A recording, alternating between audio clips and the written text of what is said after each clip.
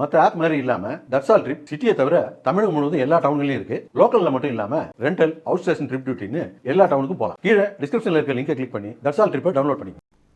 தாம்பரம் அருகே இருசக்கர வாகனங்கள் நேருக்கு நேர் மோதிய விபத்தில் பள்ளி மாணவர் சிகிச்சை பலனின்றி உயிரிழந்த சம்பவம் அப்பகுதியில் பெரும் சோகத்தை ஏற்படுத்தியுள்ளது.